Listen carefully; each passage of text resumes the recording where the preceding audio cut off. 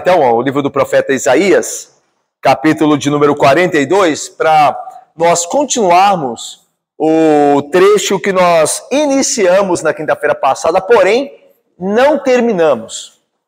Nós iniciamos o capítulo 42, no versículo 1 até o versículo 9. Mas nós fomos até o versículo 4. Então, nós hoje vamos do 5 ao 9, ok? Vamos terminar o estudo que nós começamos na quinta-feira passada. Bom, irmãos, eu faço uma introdução aqui rápida, só para nós relembrarmos, ok? Esse trecho que nós estamos nele, capítulo 42, ele faz parte deste grande trecho ou grande perícope, que é do capítulo 40, que tem início lá no capítulo 40, no versículo 1, e vai até o 42, 17. Então nós estamos dentro ainda dele, né? Nós estamos no 42, 1, 9. Então nós estamos dentro desse grande grupo de capítulos que tem como tema principal o consolo do mundo. E quem que é o consolo do mundo? O consolo do mundo é Deus. Vocês se lembram que no capítulo 40, Deus começa dizendo que consolará os que são dele lá na Babilônia. Quando Ciro foi enviado para invadi-la, Deus vai guardar os dele lá, o seu povo que foi levado cativo.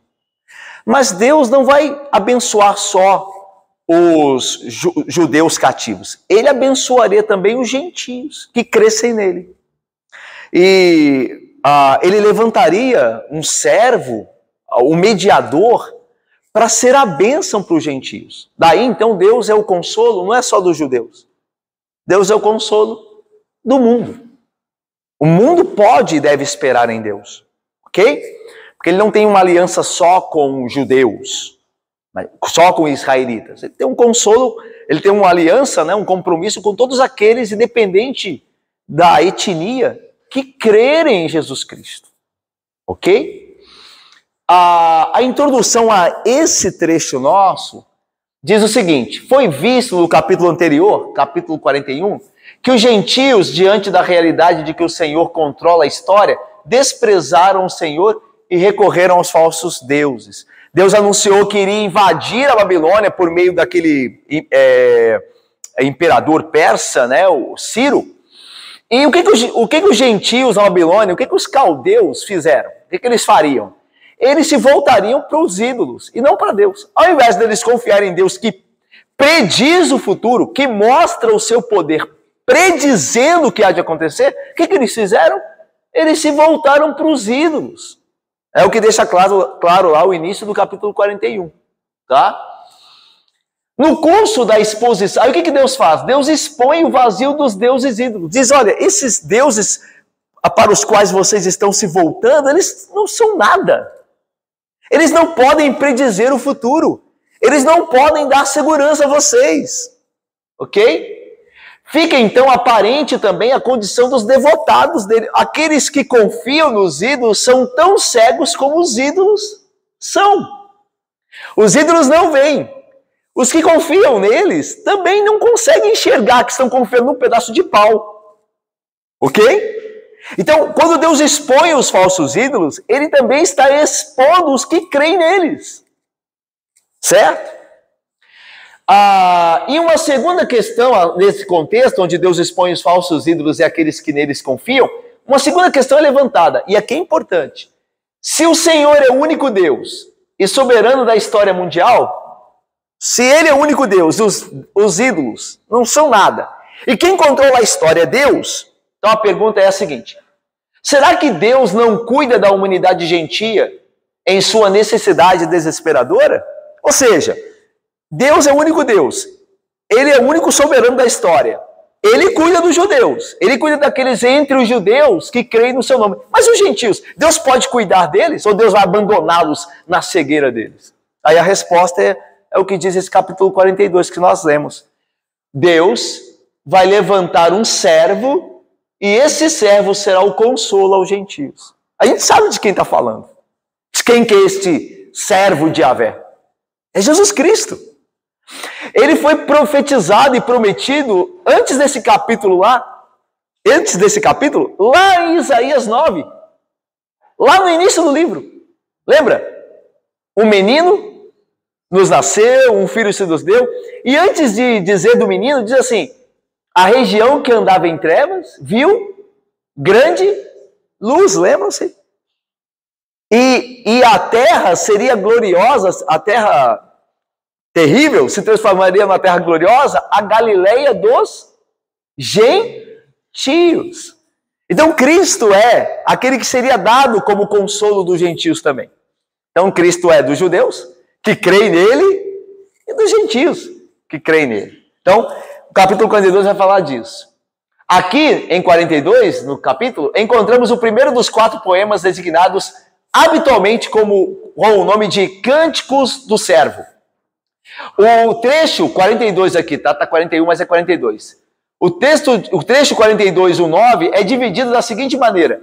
Nos versículos de 1 a 4, que nós vimos na quinta-feira passada, o Senhor fala de seu servo e sua tarefa. E nos versículos 5 e 9, ele fala para seu servo, confirmando sua tarefa. O foco nesse capítulo não é a identidade do servo. Quem que ele é? Calma, né? Ele ainda será revelado. Mas o foco ali é qual é a sua tarefa, o que ele tem que fazer, o que ele fará, ok? Então por isso que você não vê Jesus revelado ali.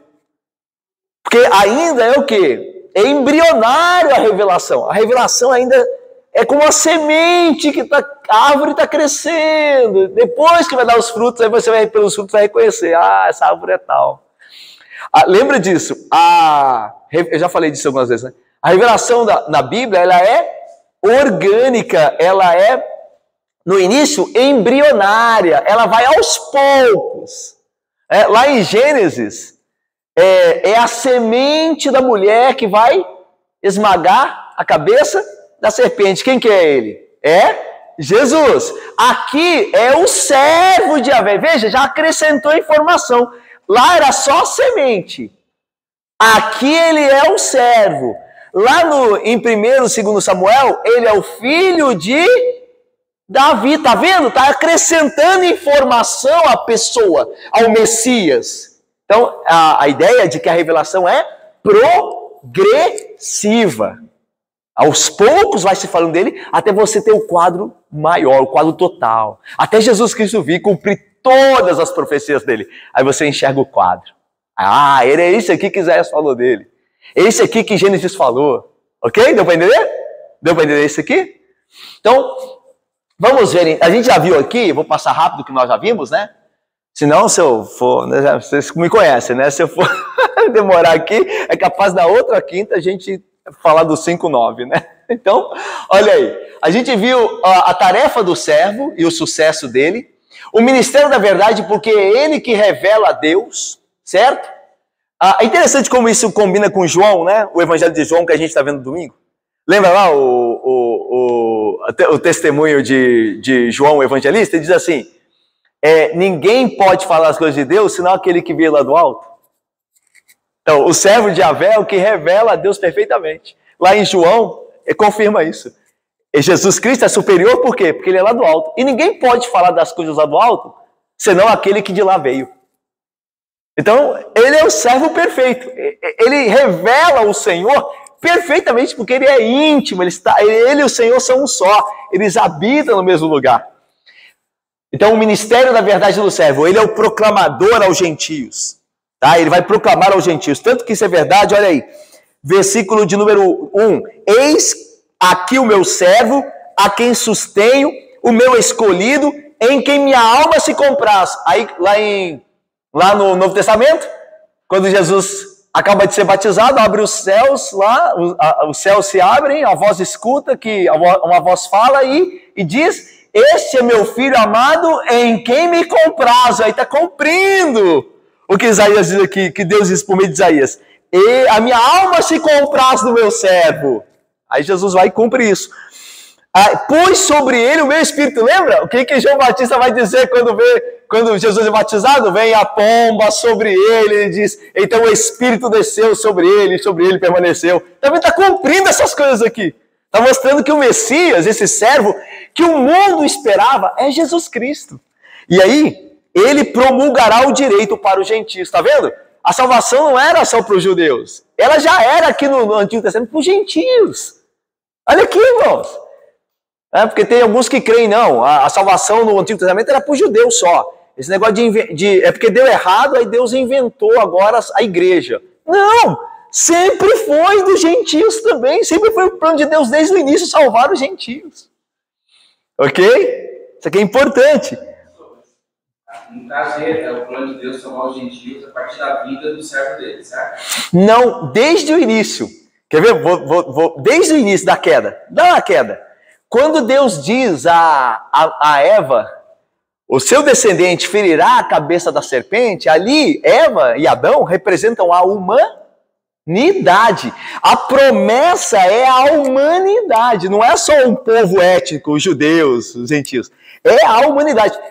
Quando Noé, depois de sair da arca e a humanidade ter sido destruída, Deus diz para Noé assim: eis que faço contigo, reafirmo contigo a minha aliança. E ali é a humanidade, ali não tem ainda judeu, nem Israel, nem nada. Então, deu para entender? O que está acontecendo aqui está confirmando apenas o que já era o plano desde o início, pós-queda. Houve a queda, Deus diz: eu vou trazer salvação para a humanidade. Entendeu? Deu para entender? E essa salvação começaria a ser revelada pelos judeus. É dos judeus que a salvação vem, mas ela é prometida a todos os homens, ok? Então vamos lá. Maravilha, Nésio, querido. Olha aí. Então ele promulgará o direito aos gentios. A ideia é que ele anunciará a vontade de Deus aos gentios. É o que Jesus faz por meio dos apóstolos. A gente viu Atos, né? A gente estudou Atos aqui na igreja, pregamos em Atos. O que está acontecendo em Atos? Jesus Cristo, por meio dos seus apóstolos, lembra que os apóstolos são os enviados de Cristo, está pregando ao povo, ao mundo gentio. Então, quando Paulo sai fazendo as suas viagens ao mundo gentílico, Cristo está sendo pregado. Então, ele está promulgando o direito aos gentios. Olha só que maravilha. Tudo isso aí está se cumprindo lá em Jesus Cristo.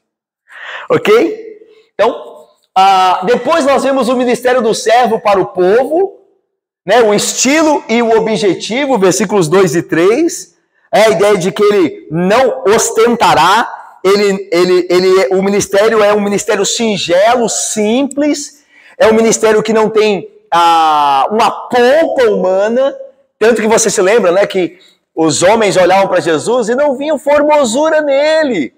Quando se falava que ele era o Messias, os homens diziam assim: mas esse não é o filho de Maria? E eles supunham, de José, eles supunham que era de José também, não era, mas eles supunham.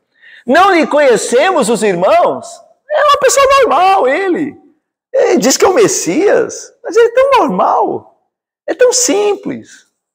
Então a ideia de que, tá vendo o ministério dele? Ele não gritará, ele não fará ouvir a sua voz na praça, a ideia de simplicidade.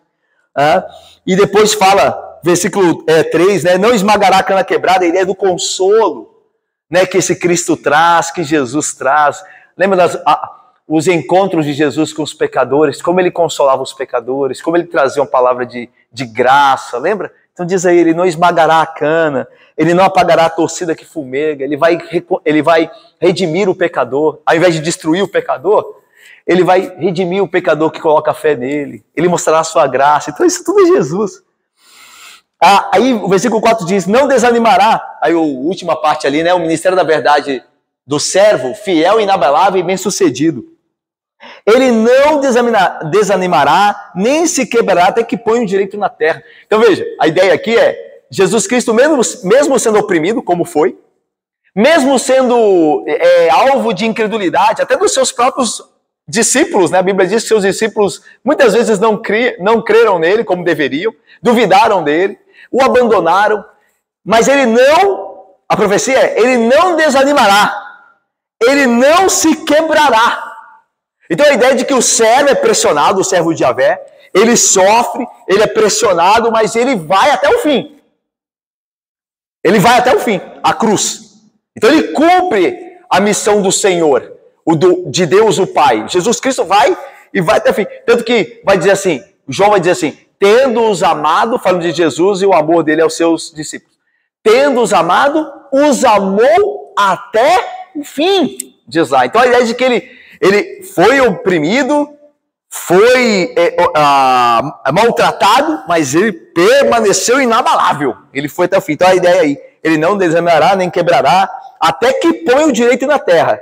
E aí as terras do mar, os lugares longínquos, e a ideia dos povos gentílicos, aguardarão a sua doutrina. Ou seja, ansiarão por salvação que esse servo de Yahvé traz. A sua revelação, o seu ensino, as suas palavras, né, que são vida. Pedro vai dizer isso, né? Lá em João, Jesus diz, vocês não querem ir embora? E Pedro diz, para onde nós iremos se só tu tens palavras de vida? Então a ideia de aguardarão a doutrina, as palavras de vida que Cristo e só Cristo traz. E agora, a gente viu aqui o Senhor Yahvé falando acerca da tarefa do servo e do sucesso dele. Agora nós vamos ver o Yahvé, o Senhor, falando ao servo. Ele vai falar com o servo agora. Ele falou do servo. E agora ele vai falar ao servo. E agora, essa parte aqui, ó. Então, ó, olha só. O remédio do mundo gentílico idólatra. O servo como resposta do Senhor para a condição do mundo. Então o mundo está perdido em idolatria. O mundo está perdido em cegueira espiritual. Mas qual é a resposta de Deus? Ele vai deixar o mundo assim? Não. Ele vai enviar o servo dele, a luz dos gentios. Tanto que no último versículo que a gente vai ver hoje, que é o 9, diz assim,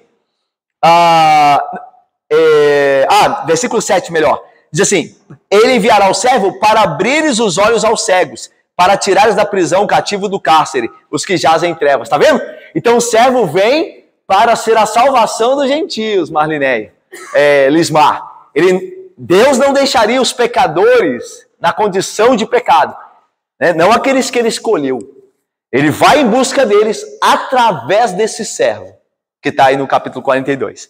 Então vamos lá primeiro. Deus confirma a tarefa do servo. Primeiro, olha só que interessante. Porque o Senhor vai se apresentar como o Senhor da criação.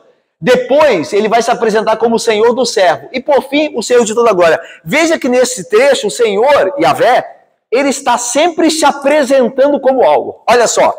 Versículo de número 5. Assim diz Deus, o Senhor. Ele está se apresentando. Deus, o Senhor. Agora olha o 6. O Senhor. Ele se apresenta de novo. E agora olha o 8. Eu sou o Senhor. Está vendo? Então ele está se apresentando. É Ele que fará isso. Quem vai salvar o mundo? É Ele. Através de quem? Do servo dele. Mas é eu o Senhor. Ele está se apresentando nesse trecho.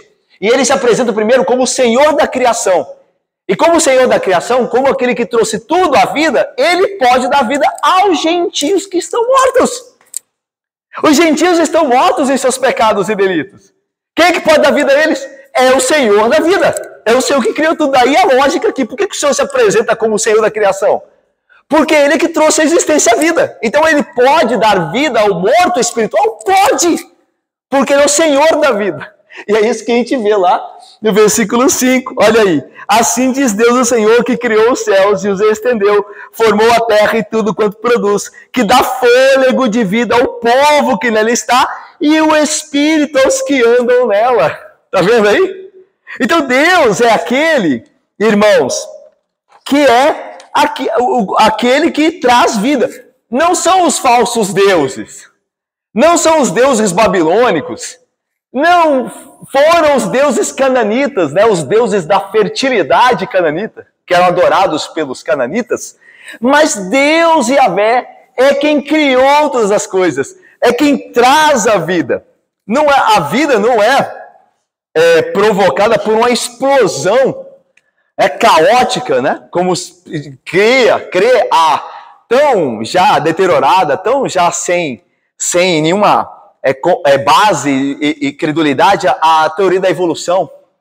A Bíblia é totalmente contrária. A Bíblia diz que é o Senhor quem criou todas as coisas. É Ele que trouxe a vida. Diz, o fôlego de vida é o Senhor que dá.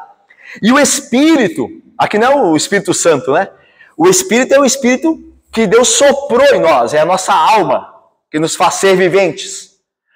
Então é o Senhor que traz vida. Então a ideia aqui, meus irmãos, é que o Senhor, como Ele tem poder para trazer uma nova criação, algo que não existia antes, Ele pode, de fato, operar dos gentios que estão mortos. Não é o que Paulo escreve aos Romanos? O que Paulo escreve aos Romanos?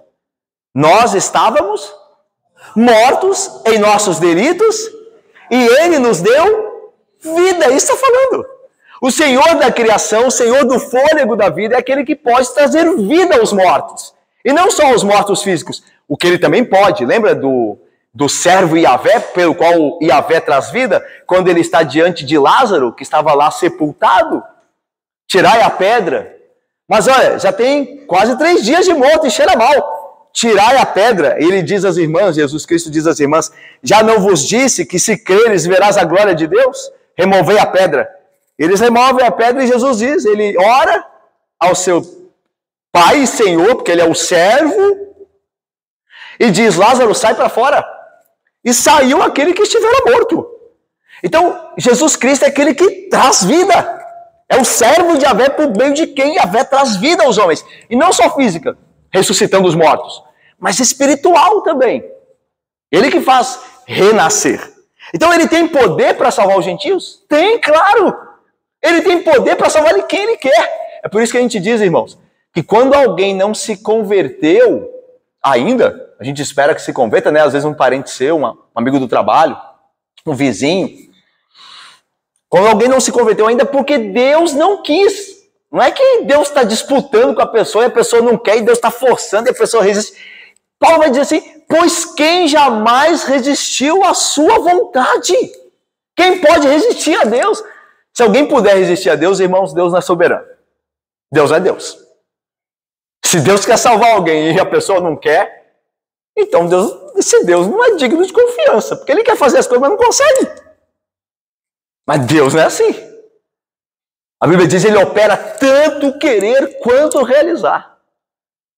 O apóstolo Paulo vai dizer, pois quem jamais resistiu à vontade? De que o apóstolo Paulo em Romanos faz uma pergunta belíssima, ele diz assim, como se conversando, né, fazendo o papel do não crente, né, ele diz assim, do que Deus se queixa ainda? Do que Deus tem se queixar? Por quê? Porque toda a vontade dele ele faz. Então diz Paulo, do que se queixa Deus ainda?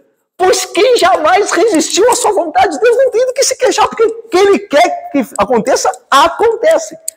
Então quando alguém não converteu-se ainda, porque Deus não quis ainda.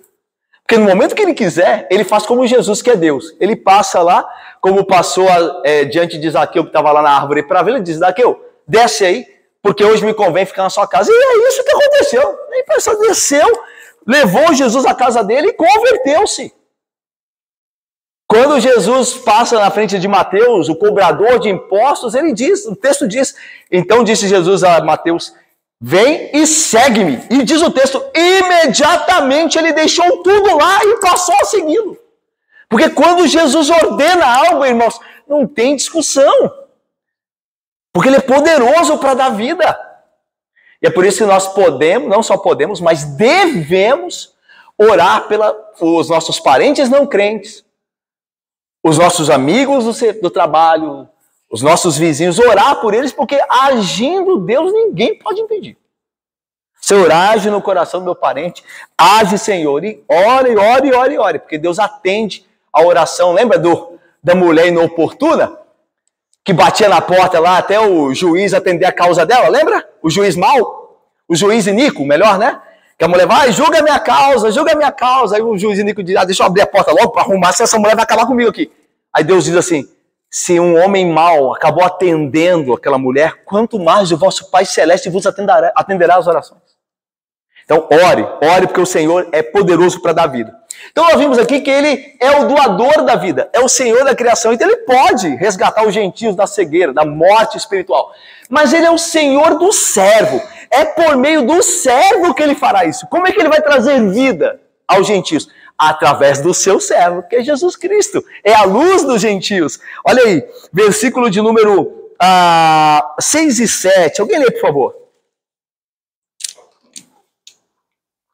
Eu, o Senhor, te chamei de justiça, Tomar-te-ei pela mão, te guardarei e te farei mediador da aliança com o povo e nos gentios, para abrir os olhos aos céus, para tirares da prisão cativa do cárcere os que jazem em terra. Então, olha agora, lembra que de 1 a 4, o Senhor falou do servo, da sua tarefa e sucesso, que ele seria bem sucedido no que fizesse.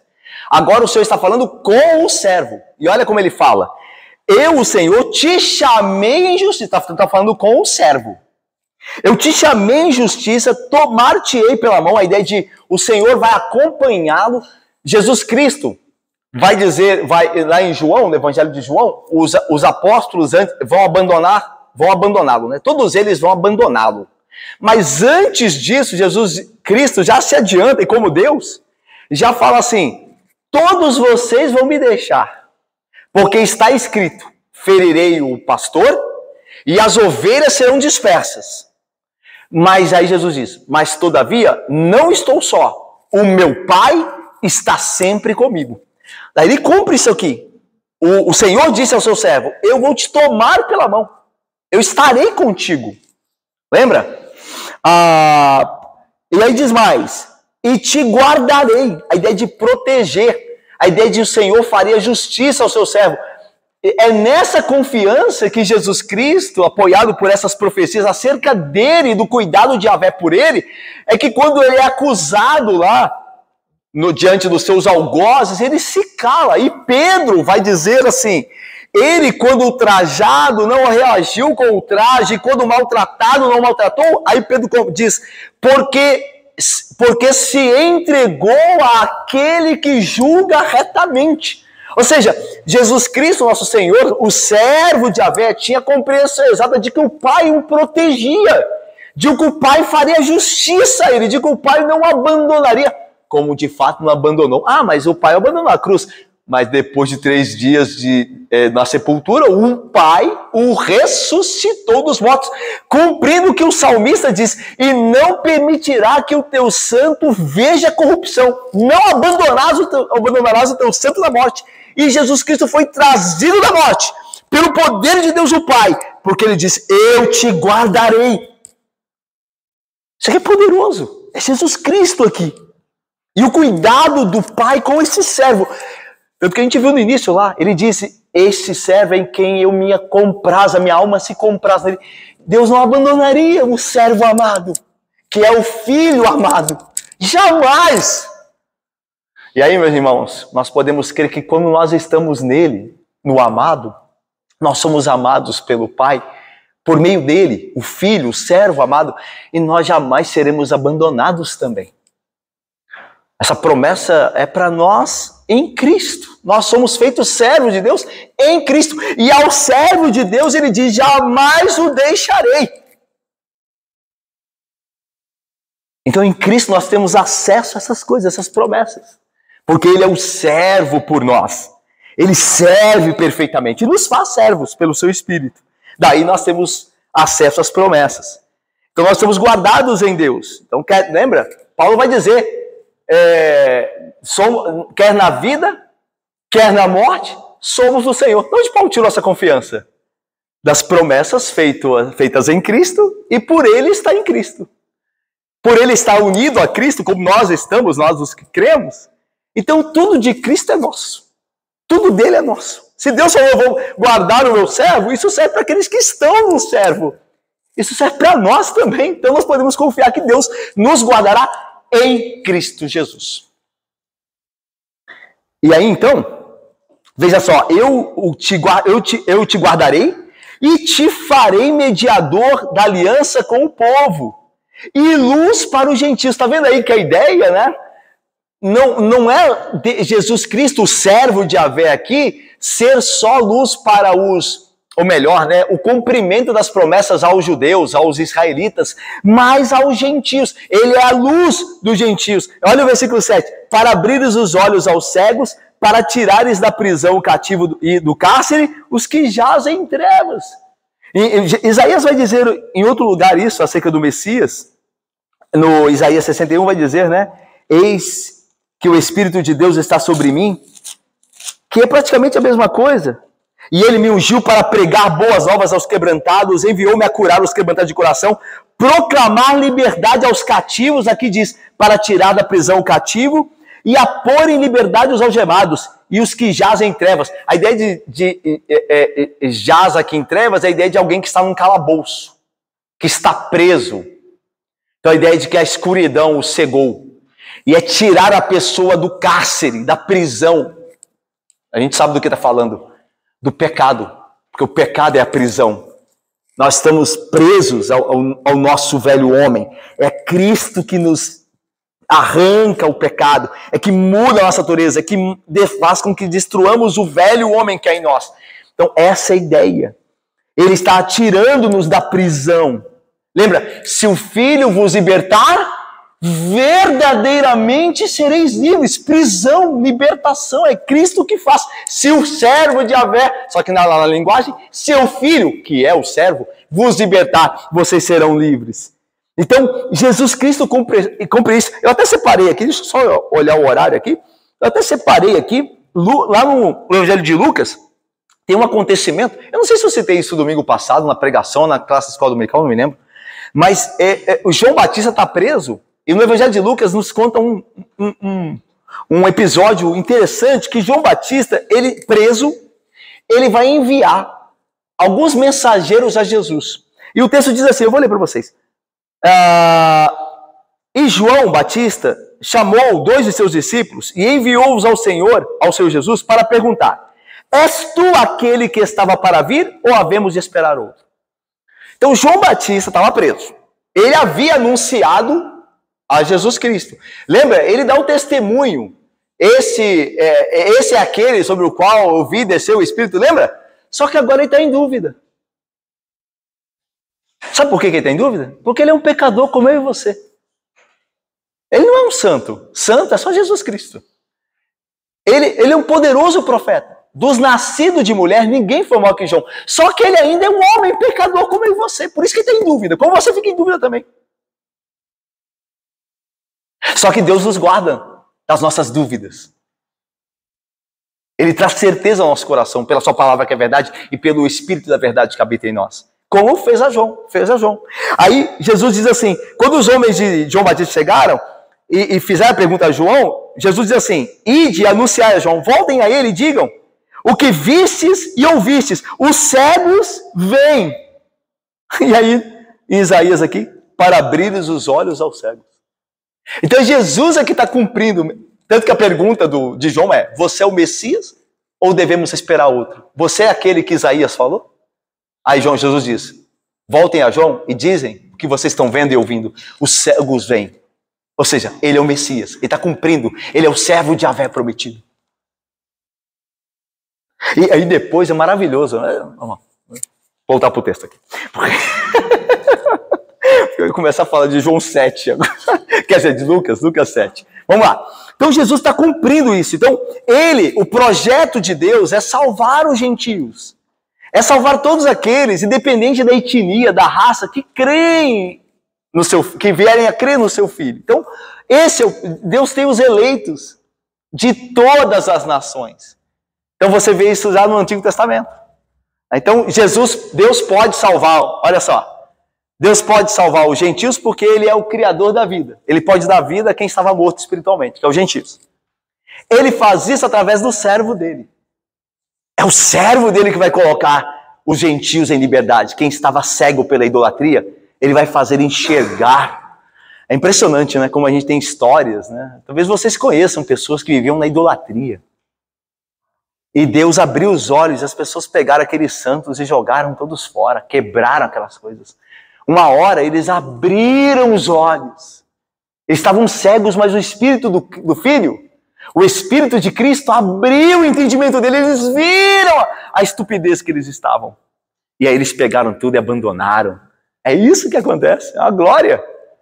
Tem gente que creu, tem pessoas que hoje estão nas fileiras do povo do Senhor, pessoas que creram a vida inteira em santos, ajoelhavam, acreditavam naquilo. Mas o Senhor foi, o servo de Yahvé, pelo seu Espírito, abriu o entendimento deles e os tirou das trevas e os fez ver que aquilo ali não era Deus nada. e que Deus é o Deus da palavra, é o Deus de Jesus Cristo. Então, você vê isso acontecer. Jesus Cristo ainda hoje, ele faz maravilhas, ele continua o seu ministério, né, através do seu Espírito e da sua palavra. E aí, por fim, a última parte, ele é o Senhor da criação, ele é o Senhor do servo, e ele é o Senhor de toda a glória. Ou seja, com que objetivo o Senhor faz tudo isso? Com que objetivo ele dará luz aos gentios por meio do seu servo? Para a glória dele. O objetivo qual que é? É a glória dele. É como está no nosso catecismo. Qual é o fim principal do homem? O fim principal do homem é glorificar a Deus. O fim principal é a glória de Deus e ter alegria nele para sempre. Então, qual que é o fim principal de todas as coisas criadas? Tudo que Deus faz, a providência, é a glória de Deus. Por isso que ele diz aqui, para terminar, olha aí, eu sou o Senhor, este é meu nome. Então, irmãos, Deus não é uma força impessoal, viu? Deus não é uma força impessoal. O pessoal gosta de falar assim, Deus é a natureza. Isso é bobagem. Deus é uma pessoa. Este é o meu nome. Então ele é um ser pessoal, ele está envolvido pessoalmente na salvação do seu povo por meio do seu servo. A minha glória, tá vendo aí? Que o que está em jogo é a glória dele. Ele fala isso para a glória dele. Pois não darei a outrem, nem a minha honra às imagens de escultura. Tá vendo, irmãos? Por isso que o catolicismo romano, ele é tão terrível. Ele não é uma versão mais branda nossa. Os católicos romanos, eles não são nossos irmãos. É lamentável, infelizmente. Nós queríamos que eles crescem, mas eles não são nossos irmãos. Nós não temos nada com eles. Eles fazem aquilo que é abominável a Deus. Eles dão a glória de Deus aos ídolos. Ao invés de orarem a Deus em nome de Jesus, estão lá intercedendo lá para Santo Expedito, São Judas Tadeu, para Maria, mãe de Jesus. Eles estão tirando a glória de Deus. E Deus diz, eu não darei a minha glória a outro. Sou eu que cura, sou eu que saro, sou eu que salvo, sou eu que abençoo. Eu sou o Senhor. Eu não darei a minha glória, nem a minha honra, eu dividirei com os ídolos. Então como é que alguém pode imaginar que Deus tem alguma coisa com a doutrina católico-romana? Que divide a glória de Deus. Não é que Deus não é Deus. Deus é Deus, mas tem esses outros santos aqui que podem nos ajudar também. Não, eu não darei a minha honra, eu não dividirei a minha glória. Deus precisa de ajuda? Deus precisa de ajuda? Se eu tenho um Deus que precisa ser ajudado, eu não quero. Eu preciso ser ajudado. Eu não quero um Deus que precisa ser ajudado. Eu preciso ser ajudado. Não um Deus que eu creio. O Deus que eu creio tem que dar conta de todas as coisas. Porque ele não é soberano, ele não se chama soberano. Soberano é o meu nome. Se ele é soberano, ele não precisa de ajuda. E outra coisa, a idolatria é tão grotesca que quando alguém, já falei isso lá, né, pelo menos com catecúmenos, eu me lembro, quando alguém está orando vamos lá, São Judas Tadeu, no local, aqui no Brasil, e lá, ou melhor, aqui no estado do Rio, e lá no estado da Bahia tem outra pessoa orando no mesmo momento a São Judas Tadeu. Faz de São Judas Tadeu uma divindade, porque ele tem que estar ali para ouvir, aqui no estado do Rio, e tem que estar lá no estado da Bahia para ouvir também. Logo, ele tem que ser onipresente, ele tem que estar aqui e lá. E onipresença é um atributo não comunicável de Deus. Então, mesmo que a pessoa diga, não é que ele é Deus, não é que o santo é Deus, mas na prática é isso que está acontecendo. Porque está se dando a imagem aquilo que só Deus é. E Deus diz, não dividirei minha glória com os ídolos, com as imagens de escultura. Então, aqui é uma hostilidade de Deus a essas coisas. A gente já viu isso no capítulo 41, quando Deus fala que é abominável a feitura do ídolo e a crença neles. É abominável. Olha só, deixa eu ver se eu encontro aqui, porque eu só lembrei aqui de cabeça aqui. O 40 diz assim, o artífice, veja lá, né? Versículo 18, versículo 17. Todas as nações são perante ele como nada, ele as considera como nada.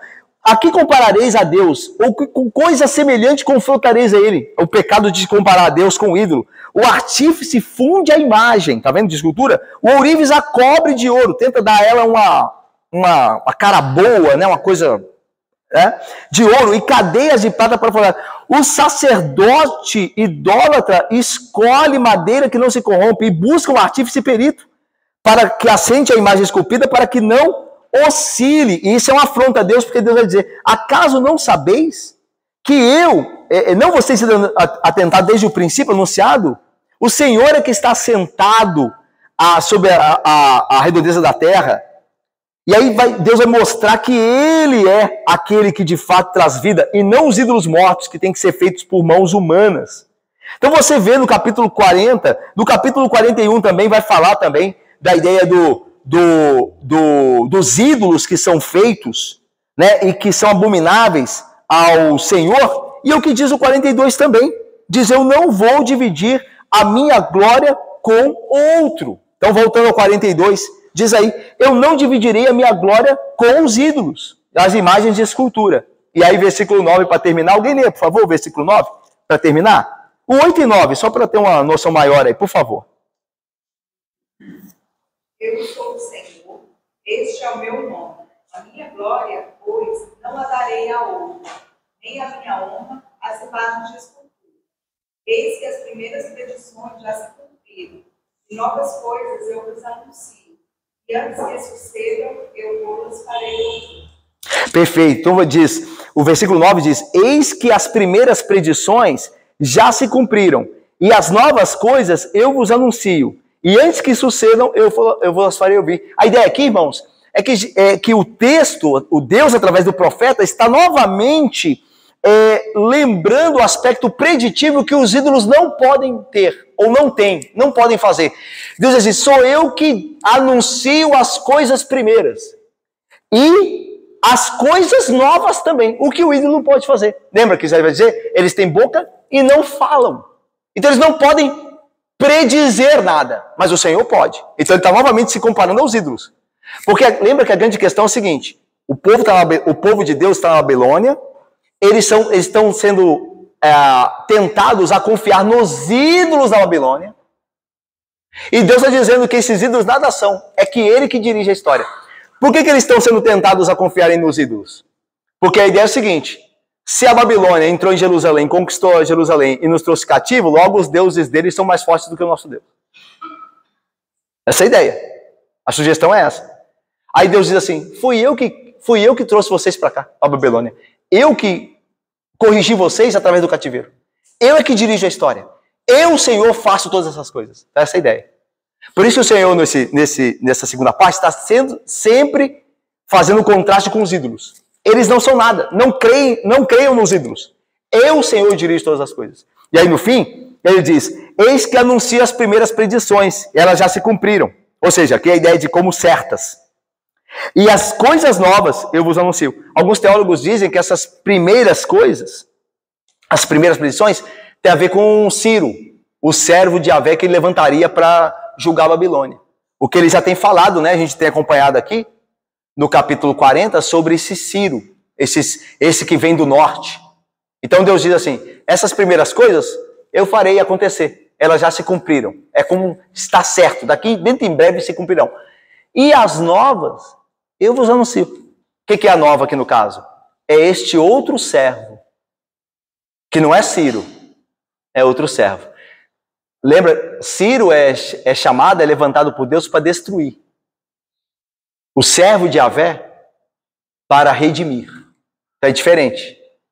Deus vai chamar Ciro para Ciro subjugar as nações e a Babilônia. Mas Deus chama o servo dele, que é Jesus, para construir, para redimir, para pegar do monturo e edificar, que é diferente. Então Deus diz: eu faço as primeiras coisas, eu é que trouxe Ciro, e eu é que trarei Jesus Cristo, meu filho. Sou eu que faço tudo isso. Por isso que ele é soberano. Ok?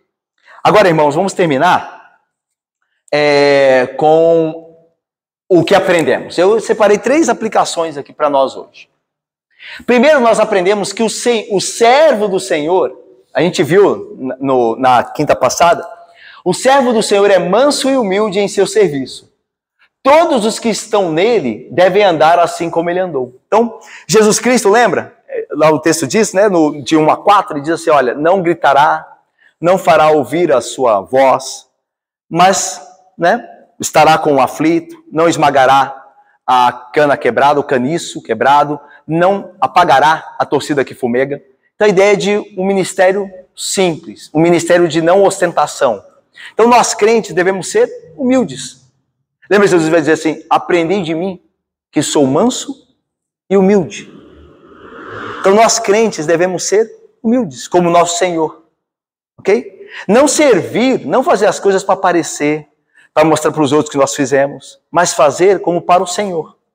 E o Pai que nos vê em secreto, nos recompensará. Então nós devemos ser humildes como nosso Senhor. Ok? Segundo, que Jesus Cristo é o Rei servo compassivo. Que consolo, irmãos, nós temos na pessoa de Cristo. Ele não abandonará o pecador. Nós, o pecador arrependido em sua fraqueza, ele ajudará. Então, Cristo é o Rei servo que não abandona o pecador arrependido, o pecador contrito. O Senhor Deus vai dizer, né? Não habito num alto e sublime, não habito eu no alto e sublime, mas também habito com o contrito e abatido de espírito. Então Deus, ele mora, ele está lá no alto, mas ele está também com aquele pecador que é arrependido. Aquele pecador que chora os seus pecados, que busca fazer a vontade de Deus. Deus está com ele também. Então Cristo é esse. Cristo anda com os fracos. Ele disse, né? Eu não vim para os sãos, os bons. Os bons não precisam de médico. Eu vim para pecadores. Eu vim chamar pecadores ao arrependimento. Eu vim para fazer companhia e redimir pecadores. Então, se você é um pecador, se você é, Cristo tem parte com você. Se você e eu achamos que não somos pecadores, então nós não temos parte nenhuma com Cristo. Irmãos, tem que pensar muito nisso, viu? Porque é muito comum na igreja, porque a igreja trata de alguns aspectos morais, as pessoas acharem que são boas, que estão aqui, né? Porque eu estou na igreja, eu sou bom. Não pense assim. Se você acha que é bom mesmo, você não tem nada com Cristo. Cristo veio para pecadores, para pessoas que precisam de uma mudança e não podem mudar por si mesmos. É para esses que Cristo veio. Ele morreu por esses. Ele anda com esses. Ele é companheiro desses. Ele é o ajudador desses. Ok? Então não tenha vergonha de confessar os seus pecados a Jesus Cristo. Tenha vergonha de viver neles, mas não de confessá-los. Porque Cristo está pronto a ajudar. Ok? Lembra? Ele não vai quebrar, não vai esmagar o caniço quebrado. E nem vai apagar aquele tição que ainda fumega. Ele vai restaurar. Ele vai, de fato, redimir. Porque você pode ir a ele com o seu pecado.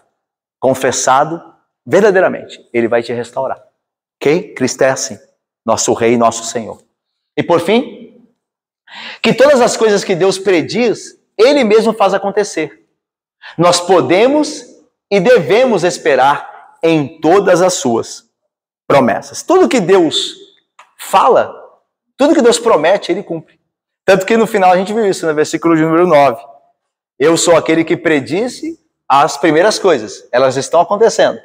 E eu predigo as novas. Ele falou que o servo viria, não falou? O servo Yahvé? O servo de Yahvé? Ele veio, Jesus Cristo veio.